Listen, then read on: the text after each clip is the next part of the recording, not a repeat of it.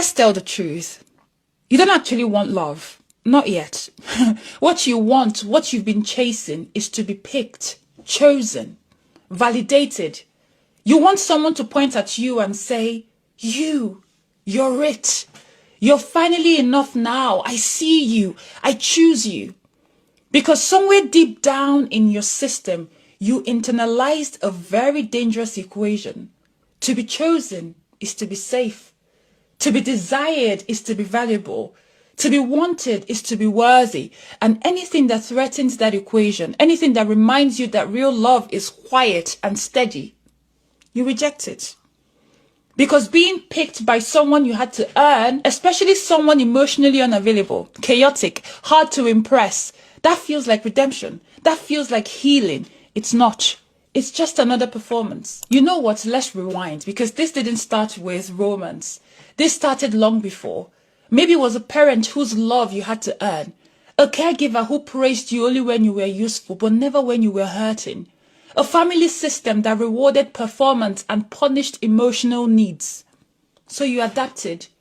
You learned to be easy, charming, smart, helpful, pleasant, never too much. You became whoever you needed to be just to avoid abandonment. You became the version of yourself that was most likely to be chosen. And the version of you that wasn't, you buried them. Now you're grown, but the wound remains.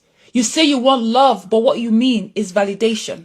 You say you want partnership, but you mean a witness who will finally say you're good enough. You mistake anxiety for chemistry. You mistake distance for mystery. You mistake someone's unpredictability for a challenge you need to win.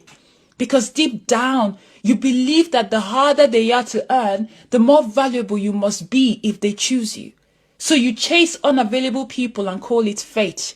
You pine after the one who won't text back and call it romantic tension. You ignore the steady love that feels unfamiliar. Because deep down, your nervous system is wired for chaos. Let me say this as clearly as possible. You are not addicted to love. You are addicted to performance. You are addicted to pursuit. You are addicted to trying to prove that you're enough. And love? True, grounded, emotionally secure love.